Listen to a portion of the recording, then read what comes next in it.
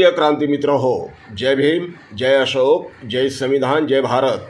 प्रिय क्रांती मित्र हो, नावे रूपे अंगी लावीला विटाळ, होते ते निर्मळ शुद्ध बुद्ध, होते ते निर्मळ शुद्ध बुद्ध।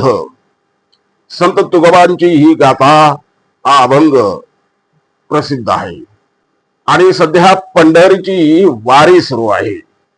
आषाढी एकादशीला पंढरपूरच्या विठोबाला भेटायला लाखो वारकरी त्या ठिकाणी जातात आणि ते जाण्यासाठी आतापासून आपापल्या गावातून शेकडो किलोमीटर दूर अंतरावरील पंढरीला जाण्यासाठी लाखो वारकरी पायी पायी निघाले आहेत। या वारकऱ्यांना आपल्या विठोबाची आस राहते, त्याच्या दर्शनाची आस राहते।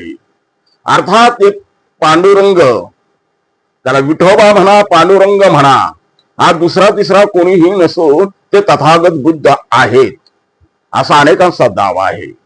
ज्या पद्धतीनं प्राचीन बौद्ध विहारांवरती अतिक्रमण करून काही लोकांनी त्याला इतर प्रार्थना स्थळांमध्ये कन्वर्ट केलं किंवा बुद्ध मूर्त्यांना रंग शेंदूर वगैरे फासून त्याला वेगळं विकृत रूप दिलं, त्याच पद्धतीनं पंढरपूरचं जे मंदिर आहे विठोबाचं, ते विठोबाचं म्हणजे बुद्धाचं बुद्ध विहार, याच बुद्ध विहाराला त्यांनी वेगळ्या प्रार्थना स्थळामध्ये रूपांतरित केलं।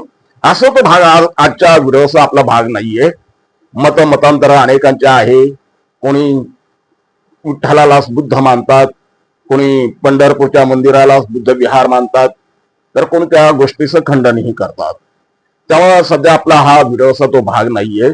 निश्चितपणे या संपूर्ण पंढरपूरच्या इतिहासावरती, पंढरपूरच्या मंदिराच्या इतिहासावरती, की पंढरपूरचं मंदिर हे बुद्ध विहार होतं का, विठोबा हे बुद्ध आहेत का, या सगळ्या गोष्टींचा आपण एक स्वतंत्र व्हिडिओ बनवू। तो आजचा भाग नाहीये मित्रांनो। सध्या आषाढी एकादशीची घाई सुरू आहे, याचे वेध वारकऱ्यांना लागलेले आहेत। भर पावसामध्ये वारकरी आपल्या विठोबाला भेटायला पंढरपूरच्या दिशेने निघालेले आहे, पायी पायी। त्यांच्या त्या दिंडी पायी पायी चाललेली आहे। म्हातारे कोतारे, आया बाया आपली शिदोरी घेऊन आपल्या लाडक्या विठोबाला भेटायला पंढरपूरच्या दिशेने निघाले। अर्थात या वारकऱ्यांची व्यवस्था प्रशासनाकडून, शासनाकडून मोठ्या प्रमाणात करण्यात येते। त्यांची राहण्याची खाण्याची व्यवस्था शासनाकडून, प्रशासनाकडून करण्यात येते आणि ते ज्या ठिकाणी मुक्कामाला राहणार आहेत त्या ठिकाणच्या गावकऱ्यांकडून सुद्धा त्यांची व्यवस्था करण्यात येते। असं असलं तरी गेल्या 8 दिवसामध्ये संपूर्ण महाराष्ट्रामध्ये प्रचंड पाऊस पडला। तुफान अतिरौद्र पद्धतीनं पाऊस पडला आणि या पावसामुळे महाराष्ट्रातलं जनजीवन विस्कळीत झालं होतं।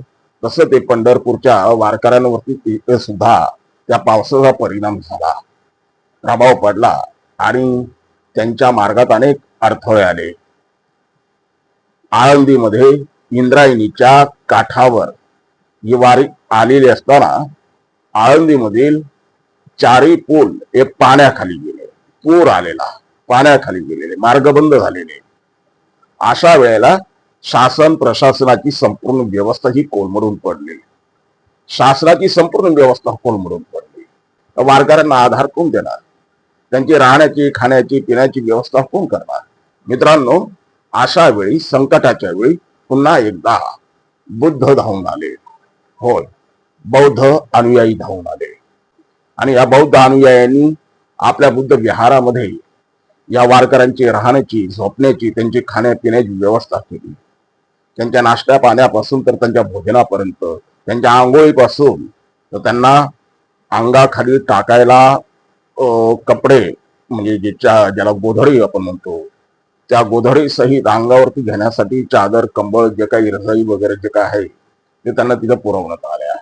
अतिशय यथायोग्य अशी त्यांची त्या ठिकाणी व्यवस्था करण्यात आली। मित्रांनो, हा केवळ एक प्रसंग नव्हता, तर ही सामाजिक ऐक्य, ज्याला आपण म्हणतो नेहमी, ज्याच्यासाठी आपण भांडतो, लढतो, सामाजिक ऐक्य टिकवण्यासाठी, ते सामाजिक ऐक्याचं ते मूर्तिमंत उदाहरण। याने वारकरी फक्त त्या बुद्धविहारात थांबले नाही, राहिले नाही, जाताना त्यांनी बुद्ध वंदना घेतली. तथागतांना ते नतमस्तक झाले. बाबासाहेबांच्या प्रतिमेसमोर, बाबासाहेबांच्या मूर्ती समोर ते नतमस्तक झाले. आणि असंही आपण नेहमी पाहतो, वारकऱ्यांच्या दिंड्यांमध्ये बाबासाहेबांची गाणी लावलेली राहतात, तथागत बुद्धांचे गाणे लावलेले राहतात आणि त्या गाण्यांवरती वारकरी रिंगण धरतात. वारकऱ्यांच्या कीर्तनांमध्ये बुद्ध असतात, वारकऱ्यांच्या कीर्तनामध्ये बाबासाहेब असतात, वारकऱ्यांच्या कीर्तनामध्ये भारतीय संविधान असते. खऱ्या अर्थानं वारकऱ्यांनी तथागत बुद्धांच्या विचारांना, तथागत बुद्धांच्या धर्माला अंगीकारलेला, आचरणात आणलेला आहे. भगवान बुद्धांनी, तथागत बुद्धांनी जी पंचशील दिलेले आहे मानव जातीला, अखिल मानव जातीला जे पंचशील दिलेलं आहे, ते पंचशील खऱ्या अर्थानं हे वारकरी अंमलात आणतात. खोटं बोलणार नाही, हिंसा करणार नाही, नशा पदार्थांपासून दूर राहणार, चोरी करणार नाही आणि वासनांद गोष्टींपासून स्वतःला दूर ठेवणार, ही सगळी पंचशील हे वारकरी आपल्या जीवनामध्ये आणतात. आणि म्हणून वारकरी संप्रदाय हा मोठा आहे, मोठ्या प्रगतीपथावर आहे. आणि महाराष्ट्रामध्ये जे कोणी संत महात्मे होऊन गेले, त्या प्रत्येकाच्या अभंगांमध्ये, गाथांमध्ये, कीर्तनांमध्ये तथागत बुद्धाचा उल्लेख असल्याशिवाय त्यांची गाथा पूर्ण होऊ शकत नाही, त्यांचा अभंग पूर्ण होऊ शकत नाही, त्यांचा कीर्तन पूर्ण होऊ शकत नाही. संत तुकोबा राय हे समतावादी, समतेचे पुरस्कर्ते, विद्रोही संत, त्यांनी खरा विठोबा आपल्याला सांगितला. आणि खरा विठोबा सांगत असताना त्यांनी त्यावेळच्या म्हणून व्यवस्थेवरती कडाडून प्रहार केला, जाती व्यवस्थेवरती त्यांनी कडाडून प्रहार केला.